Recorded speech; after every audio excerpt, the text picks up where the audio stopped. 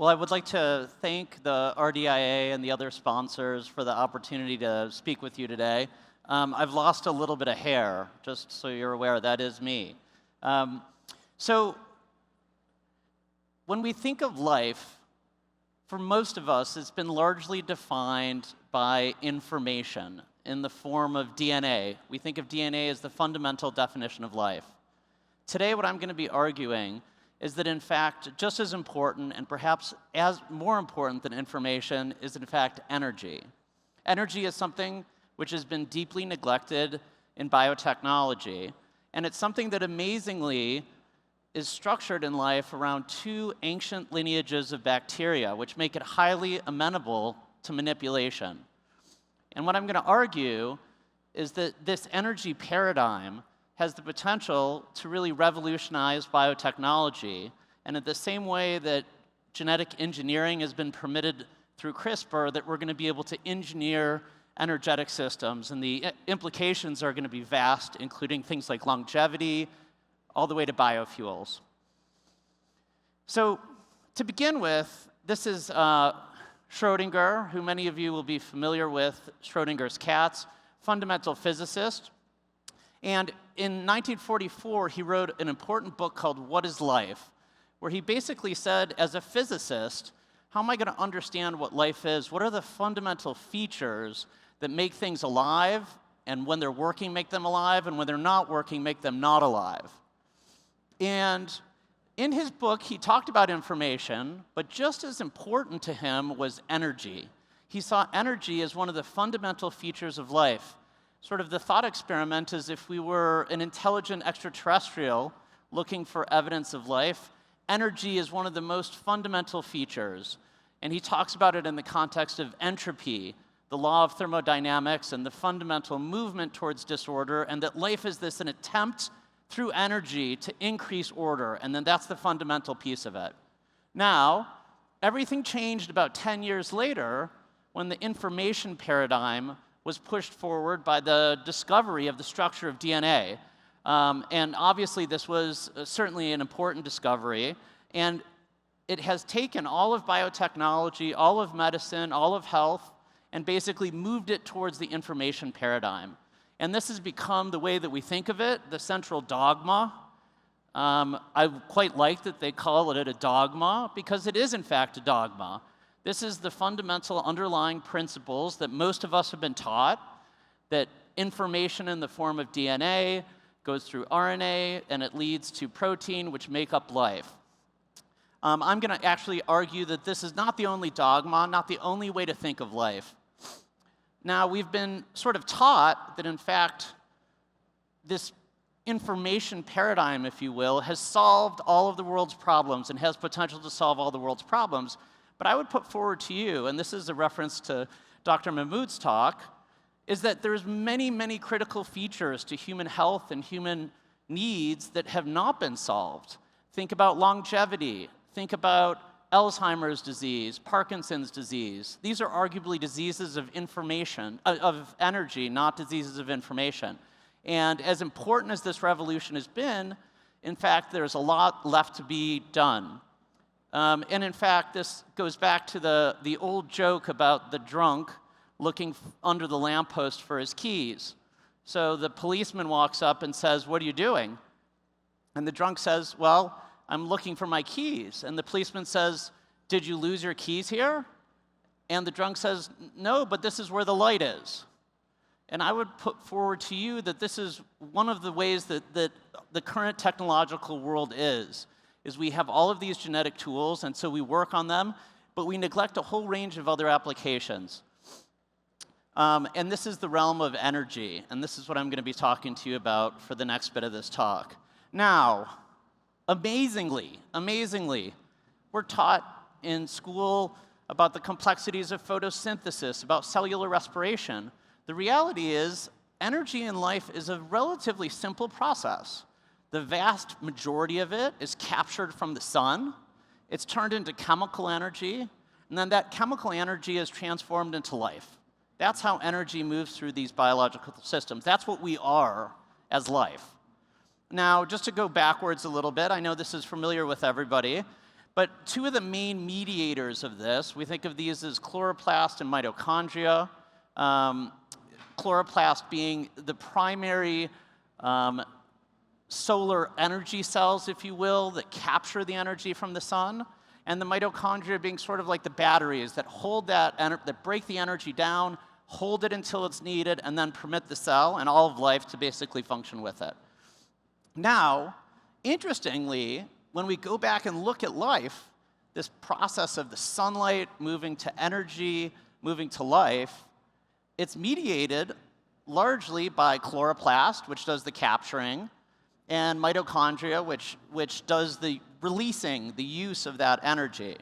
Now, there's an interesting tidbit that some of you will be familiar with, which is that chloroplast and mitochondria actually did not emerge within our cells. These are things that were free-living bacteria that entered into our cells billions of years ago. Each of them is an independent introduction of a free-living organism into our cells. Now, that's really important, and this shows you sort of how that happened evolutionarily.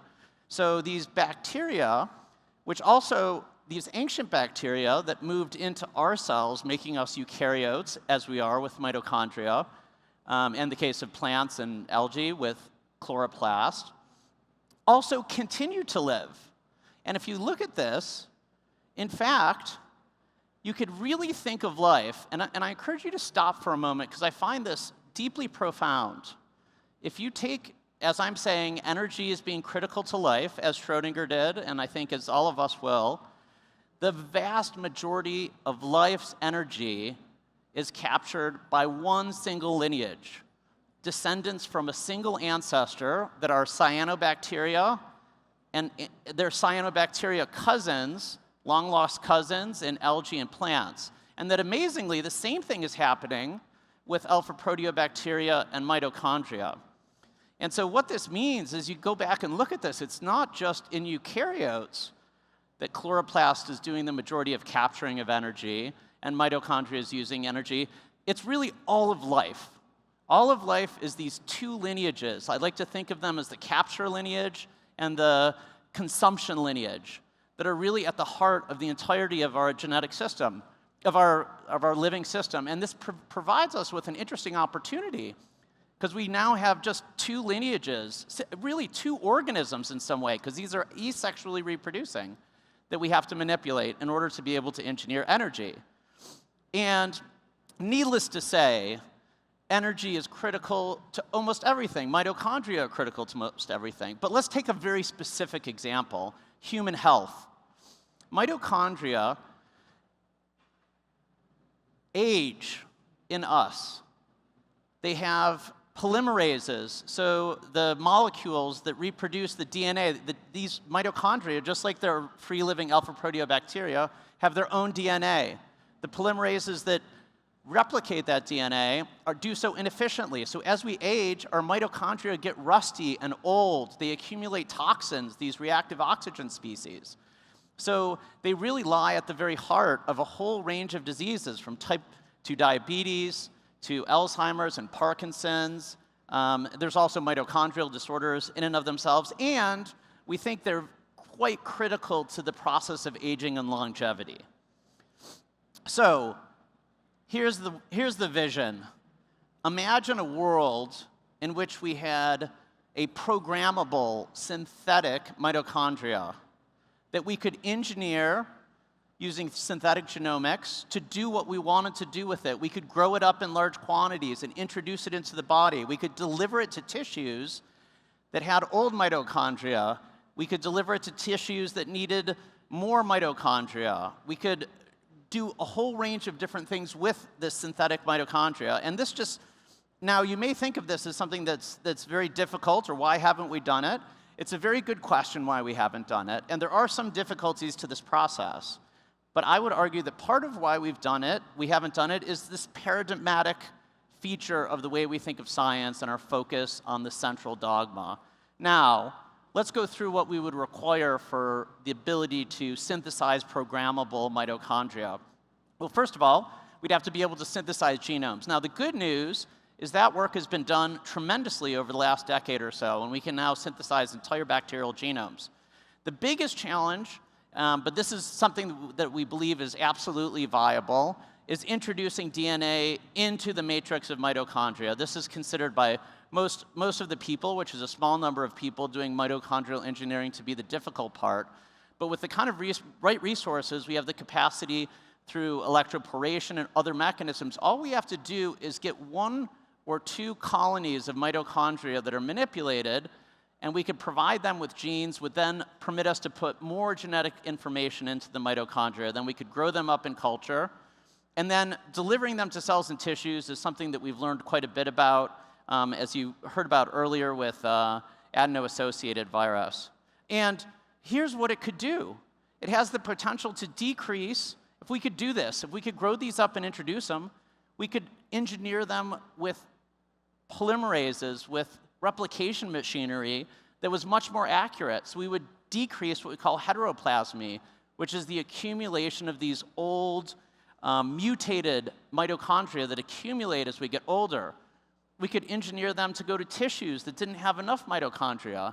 Imagine a cardiovascular event where you had tissues that were deprived of oxygen. If you could provide additional mitochondria, you might have the potential to decrease damage.